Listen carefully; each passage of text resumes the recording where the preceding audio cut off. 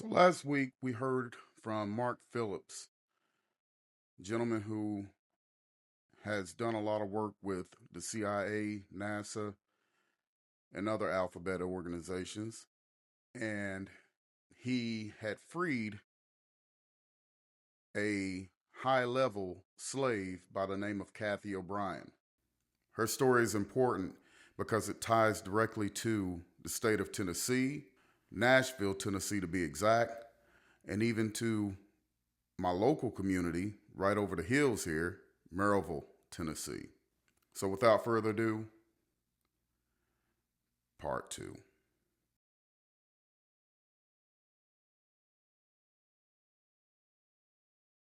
I also know what kind of sheets Ronald Reagan has on his bed. They're flannel sheets, light blue flannel sheets, LL Bean. I have a lot of details in there that are irrefutable, and a lot of people are fully well aware of already. There's a lot of information there pertaining to NAFTA. I was used to implement the groundwork for NAFTA between Reagan, De La Madrid, under the orders of George Bush. It was my understanding that De La Madrid was more or less a figurehead in Mexico the same way Reagan was here, with the vice president of Mexico actually running the country, and that vice president at the time was Salinas. Let's pause it right there for 1 second. She mentioned George Bush. Now, the George Bush she's talking about or referring to is George Bush Sr., former CIA director. Let's continue. I delivered messages to and from them, was prostituted to De La Madrid on numerous occasions. And the opening of the Mexican-Juarez border for the groundwork of NAFTA was actually the opening of free trade of drugs into this country and free trade of our nation's children across the border.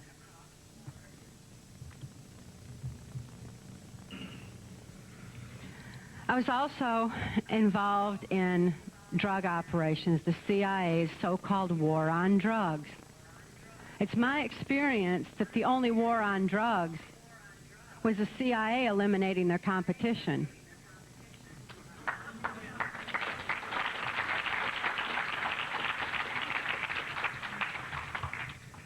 And the war was taken to our streets and has turned our streets into a bloodbath over drugs that the CIA has brought in. Another operation that I was privy to was the Global Education 2000 program. I am deeply disturbed at what's being done to our children, and there's an enormous movement across this country to take back our schools because people are sending their children to schools and don't recognize them when they come back out. This Global Education project was something that I was also involved in delivering messages to all the state governors under the direction of then Secretary of Education Bill Bennett, who incidentally makes it very clear that he is a Jesuit. And his so-called Book of Virtues is the little shield that he's masquerading under and hiding his criminal activity under. But nevertheless, Bill Bennett was heavily involved in bringing mind control into the school system.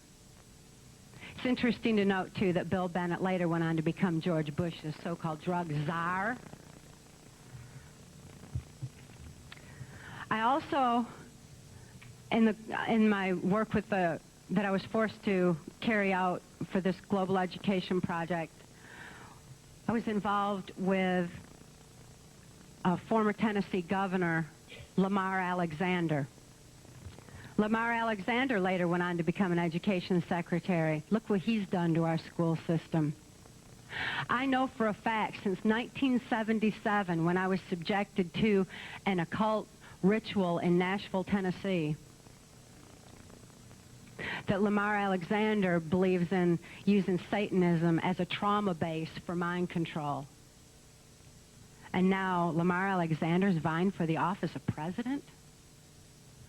One person that I had become friends with over the years,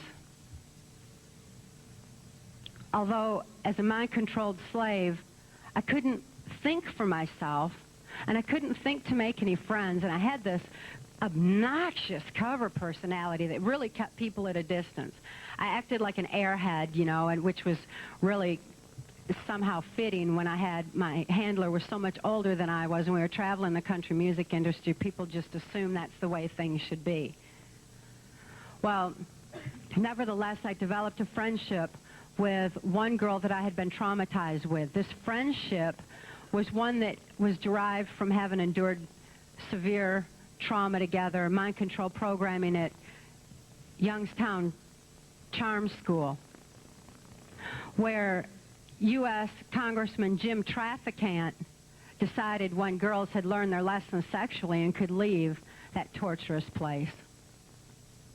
But this girl and I had become friends, and I'm deeply concerned for her welfare as well as the welfare of so many, many others that I know are still involved, as well as my own brothers and sisters. This girl was the mind control slave of another presidential candidate, Arlen Specter. Arlen Specter, like Gerald Ford, was involved in the Warren Commission, and he's also involved in mind control and firmly believes in mind control of the masses.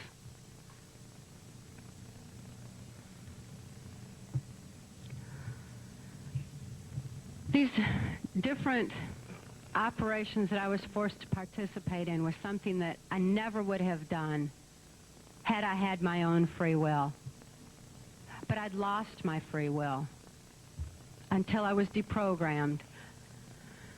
In 1988, Mark Phillips rescued Kelly and I from our mind control existence.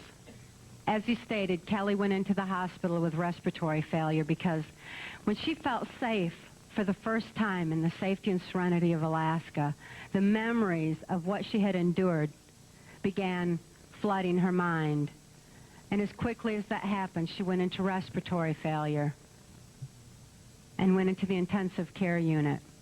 In Alaska, she was diagnosed with multiple personality disorder with high-tech mind control programming. Nevertheless, the state of Tennessee took custody of Kelly through a series of elaborate events.